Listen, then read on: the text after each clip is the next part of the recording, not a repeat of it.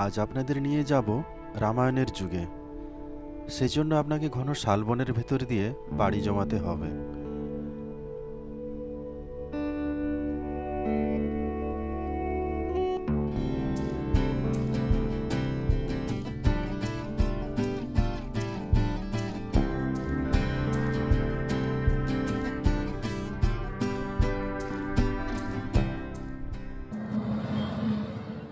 পার হতে হবে কিছু নদী।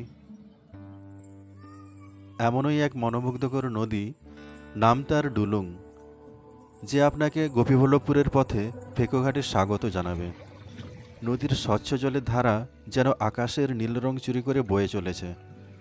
আপনি চাইলেই নেমে যেতে পারেন নদীর কোল জুড়ে, পা ডুবিয়ে উপভোগ করতে পারেন তার শীতল স্পর্শ। চাইলে এই স্বর্গীয় পরিবেশে একটু স্নানও করে নিতে পারেন, যেন প্রকৃতির কোলে এক অনির্বচনীয় বিশ্রাম। ডুলুং আপনাকে ছেড়ে দিলেও পথ দেখাবে সুবর্ণরেখা। গোপীবল্লভপুরে ঠিক আগে সুবর্ণরেখার তীরে ছড়িয়ে থাকা সোনালী বালির বিস্তীর্ণ প্রান্তর যেন এক টুকরো রাজস্থানকে এনে রেখেছে বাংলার বুকে।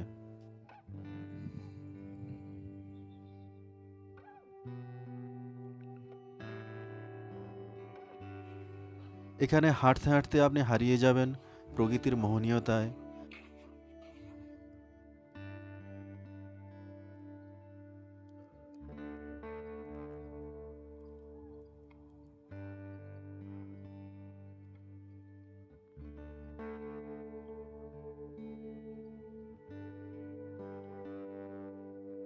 ভাগ্য ভালো থাকলে স্থানীয় জেলেদের অনুরোধ করলে হয়তো আপনাকে নৌকায় চড়িয়ে কিছুটা নদীর বুকে ভাসিয়ে নিয়ে যাবে।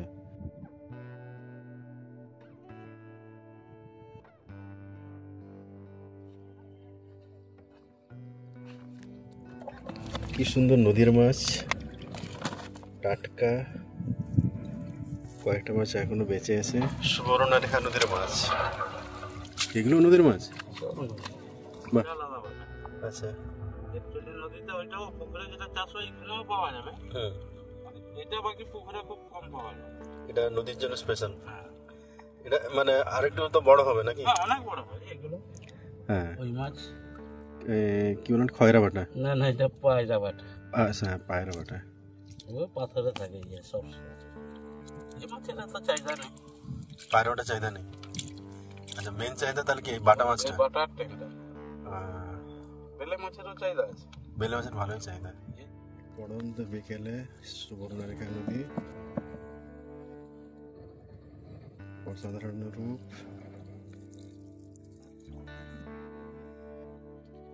আর একটা আছে আপনার এতে রগড়া। রগড়া না, আপনার যেখানে সময় থমকে যায়, বাতাসে শুধু বয়ে চলে নদীর কলতান। ভালো থাকবেন। হ্যাঁ হ্যাঁ, ভালো থাকবেন দাদা। আপনি ভালোভাবে পৌঁছাবেন।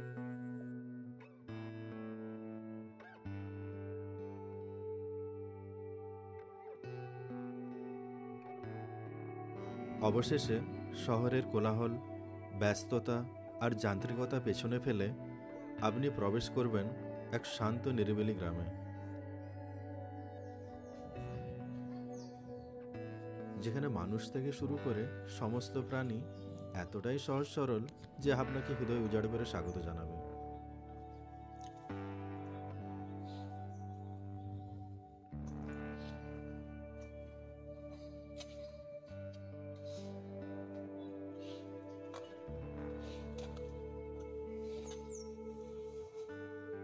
প্রকৃতির নিস্তবতায় মোড়ানো এই জায়গাটি আপনাকে নিশ্চিতভাবেই মানসিক শান্তি দেবে।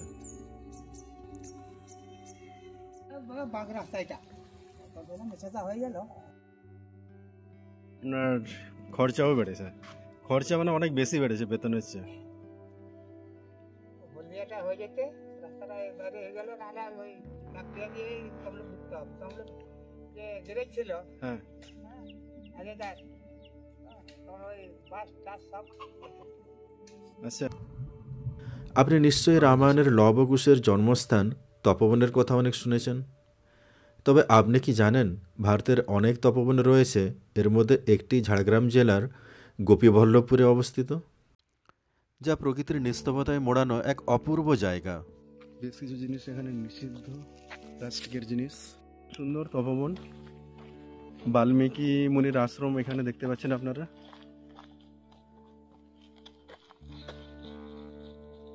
জঙ্গলের মধ্যে ঘন জঙ্গল, চারিদিকে লাল রঙের আশ্রম।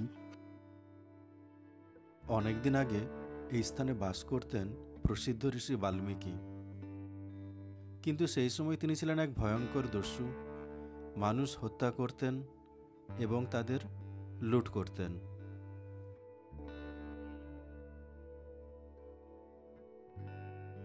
তারপরে একদিন তার সাথে দেখা হয় মহর্ষি নারদের সঙ্গে। তারপর যা ঘটেছিল তা তো আমরা সবাই জানি। আসুন তপবনের পুরোহিতের কাছ থেকে সেই কাহিনী আরেকবার শোনা যাক। এই যে তপবন, এই তপবন হচ্ছে দস্যু রত্নাকর নামে সবারই পরিচিত। এই তপবনে সেই রত্নাকর ডাকাত দিনের পর দিন চুরি ডাকাতি রাহাজানি মারামারি খুনাখুনি করতেন এই জঙ্গলে। বহুদিন যাবৎ করার পর এই ধরিত্রী মাতা বসুন্ধরা দেবী যখন অসহায় আত্মনাতে বিরল হল, তখন স্বয়ং ভগবান বিষ্ণু নারদকে বললেন, নারদ তুমি ভারত ভূমি ঘুরে এসো। নারদ এসে সমস্ত জায়গা ঘুরতে ঘুরতে যখন এই গভীর জঙ্গলে প্রবেশ করেন, ওনাকে দেখা না দিয়ে একটি গাছের আড়ালে লুকিয়ে দেখছেন দস্যু লোকজনকে মারছে, নিস্তেজ হয়ে বিনাশ করে দিচ্ছে। তখন ওনাকে দেখা না দিয়ে ফিরে গিয়ে ভগবান বিষ্ণুর কাছে তার নিজস্ব বার্তা বহন করলেন। ভগবান বিষ্ণু তখন নারদ এবং ব্রহ্মা উভয় দুজনকে বললেন, তোমরা ব্রহ্মচারী সন্ন্যাসী বেশে দস্যুর সম্মুখ পথে চলতে শুরু করো, তোমাদেরকে কি বলে। নারদ ব্রহ্মা এসে দস্যুর সম্মুখ পথে চলতে শুরু করলো। যখন দস্যু দেখলো লোহার একটা মোটা লাঠি নিয়ে মারার জন্য প্রস্তুতি, সেই মুহূর্তে ব্রহ্মা আবার দুটি হাত তুলে বলছে, বাবা এ কি করছো? তখন ব্রহ্মা বললেন, বাবা এই যে কর্ম করছো এই কর্ম তো ভালো নয়, এর ফলশ্রুতি ভোগ তোমাকেই করতে হবে। তখন দস্যু বলল, কেন? এখানকার লুট করা যা কিছু ধন সম্পদ সমস্ত বাড়িতে নিয়ে যায়, বাড়িতে নিয়ে মা বাবা স্ত্রী পুত্র সবে মিলে ভাগ ভাগ করে খায়, সবাই আমার কর্মফলের ভাগিদার হবে। ব্রহ্মা বললেন, না বাবা, কর্মফল এমন একটি বস্তু, কেউ কারো কর্মফলের জন্য ভাগিদার হয় না। যার যেমন কর্ম তার ফলশ্রুতি ভোগ তাকে তেমনি করতে হয়। তখন দস্যু বাড়িতে গেলেন। বাড়িতে গিয়ে মা বাবা স্ত্রী পুত্র সকলকে জিজ্ঞাসা করলেন, ওনার কুকর্মের ফলশ্রুতি ভাগিদার কেউ হলো না। দুঃখের সহিত ফিরে এসে বললেন, প্রভু তোমার বাক্য ঠিক, কি হবে আমার উপায়?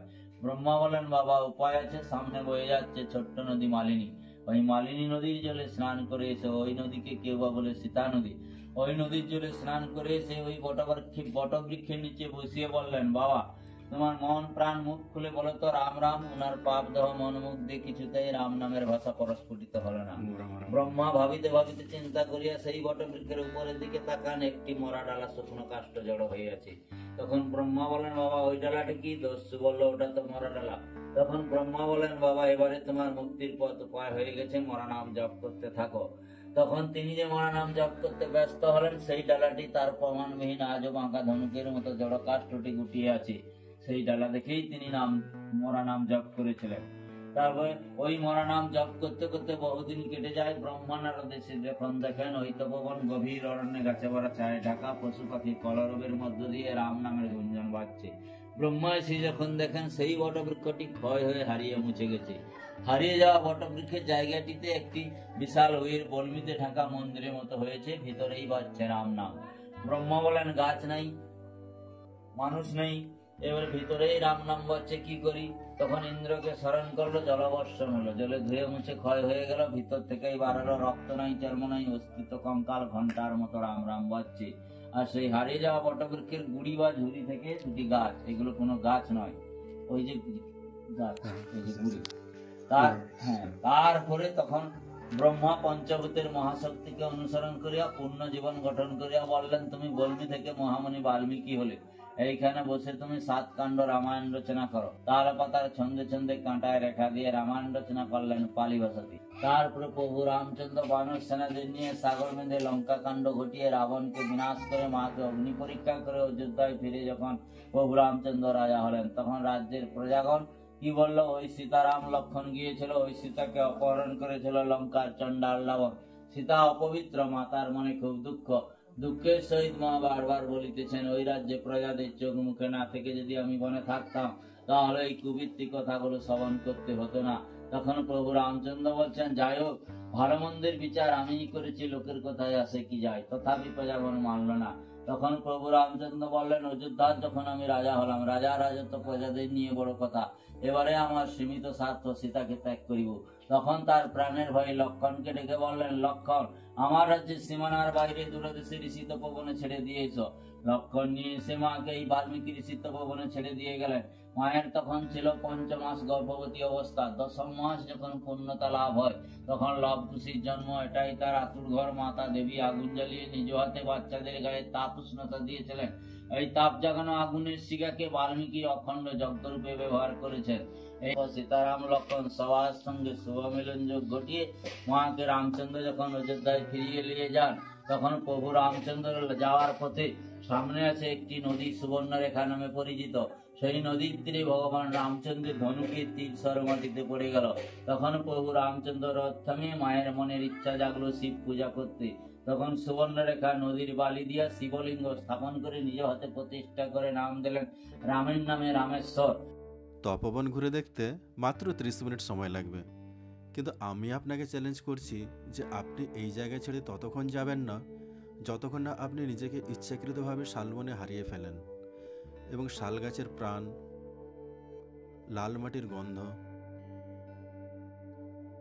অচেনা গাছের রহস্য এবং গাছের শেকড় থেকে টপ টপ করে পড়া জলের সুর বুঝতে পারেন।